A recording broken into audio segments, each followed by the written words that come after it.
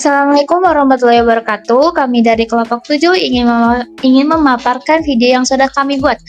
Apa pernah dengar tentang istilah delik perbarengan atau yang kerennya disebut concursus? Mungkin kedengarannya cukup berat ya, tapi ini konsep yang penting dalam hukum pidana. Bayangin kalau melakukan 2 atau 3 atau bahkan lebih tindak pidana dalam waktu yang berdekatan. Pelaku ini tidak bisa langsung dihukum terpisah-pisah. Namun hukum harus matchmaking dulu, harus atur bagaimana menghukumnya. Tujuan regulasi delik perbarengan ini adalah agar adil dalam menentukan jenis dan berat hukumannya. Intinya biar double crime nggak jadi double standar hukuman. Jadi begitu penjelasannya. Oke, kita lanjut ke pengertian delik perbarengan.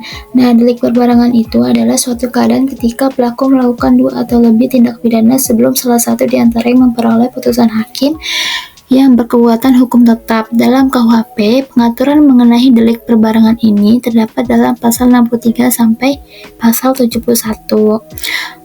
Oke, sekarang kita masuk ke definisinya. Apa sih itu delik perbarengan itu? Simpelnya gini, delik perbarengan itu terjadi kalau seseorang pelaku melakukan 2 atau lebih tindak pidana sebelum dia mendapatkan putusan hakim yang punya kekuatan hukum tetap alias ingkrah. Jadi misalnya itu, misalkan pelaku A, pelaku B, dan pelaku C itu semuanya dilakukan berurutan sebelum palu hakim diketuk final. Itu kunci dari delik perbarengan itu.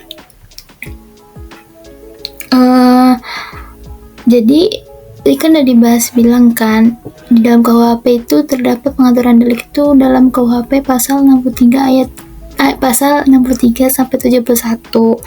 Nah, itu bisa dicek aja di KUHP-nya sendiri di pasal 63 sampai 71.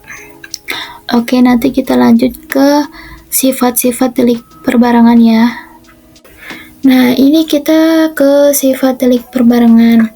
Nah, apa sih ciri khas atau sifat delik perbarengan itu?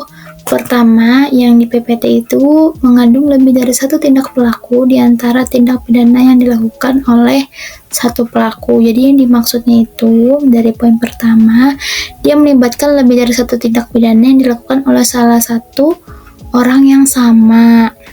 Nah, poin kedua itu tidak ada putusan yang berkekuatan hukum tetap di antara tindak pidana yang dilakukan. Jadi maksudnya itu, walaupun kejahatannya banyak, tidak ada putusan hukum yang berkekuatan tetap di antara tindak pidana itu. Nah, semuanya tindak pidana itu masih mentah di mata hukum. Ketiga, menjadi dasar penentuan pidana apakah harus dijumlahkan atau dipilih pidana yang terberatnya. Jadi maksudnya ini dari poin ketiga ini adalah ini tuh poin ketiga paling penting karena ini menjadi dasar penentuan pidananya. Hakim nanti harus memilih mau dijumlahkan hukuman itu atau dipilih yang terberat. Nah, poin ketiga ini bisa dimaksud atau kata lainnya itu dengan stelsel gabungan atau stelsel pemberatan. Poin keempat bersifat menyatukan beberapa delik dalam satu pertimbangan pemidanaan. Jadi maksud dari poin ini adalah sifatnya itu adalah menyatukan beberapa delik dalam satu pertimbangan pemidanaan. Jadi kasusnya ini dibahas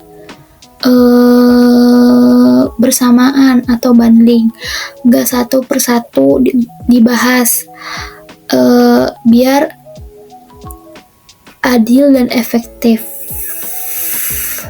gitu. Selanjutnya ada fungsi pengaturan delik perbarengan.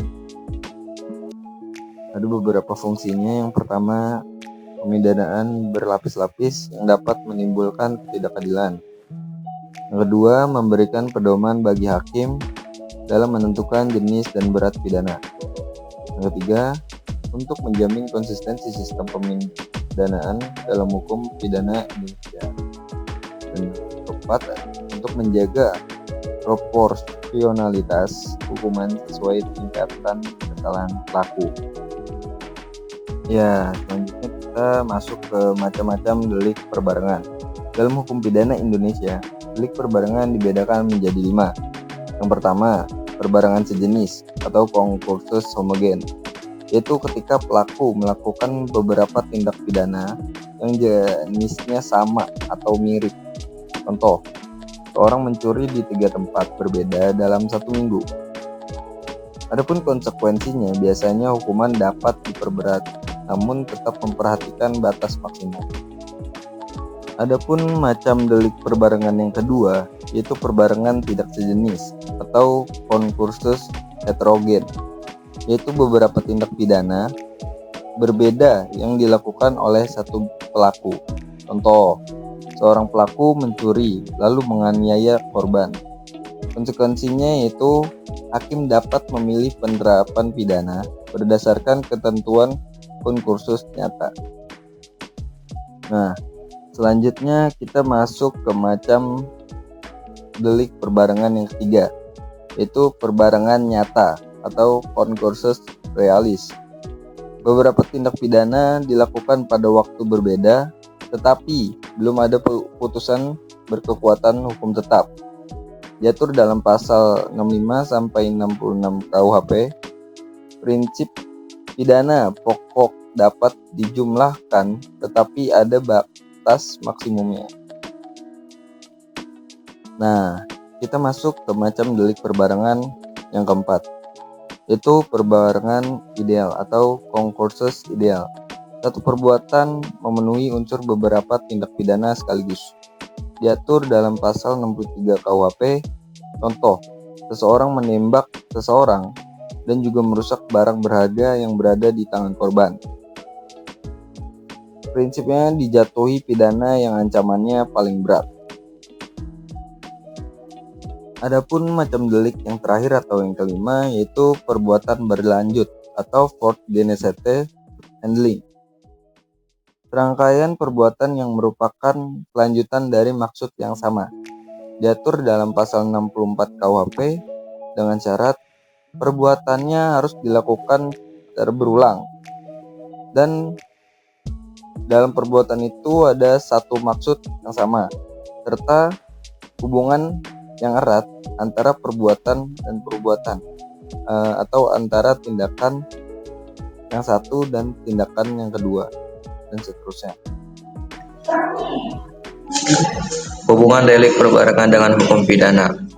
Yang pertama, masuk dalam sistem pemidaan sebagai cara menentukan pidana terhadap pelaku yang melakukan banyak delik. Yang kedua, berfungsi sebagai pedoman interpretasi KUHP, terutama dalam pasal 63 sampai 71. Yang ketiga, menunjukkan asas legalitas karena hakim hanya menjatuhkan pidana berdasarkan aturan yang ada. Yang keempat, mewujudkan asas keadilan dan proporsionalitas karena pemidaan dilakukan dengan menimbang banyaknya delik dan tingkat kesalahan. Dan yang terakhir, berhubungan dengan teori-teori pemidaan seperti teori absolut dan relatif. Yang terakhir, kesimpulannya, delik perbarengan merupakan konsep penting dalam hukum pidana yang berfungsi untuk mengatur pemidaan terhadap pelaku yang melakukan beberapa tindak pidana sebelum dijatuhi putusan. Dengan adanya pengaturan ini, sistem pemidanaan menjadi lebih teratur, adil, dan konsisten. Delik perbarengan memiliki berbagai bentuk seperti perbarengan ideal, nyata sejenis, tidak sejenis, dan perbuatan berlanjut, yang masing-masing memiliki konsekuensi pemidaan yang berbeda.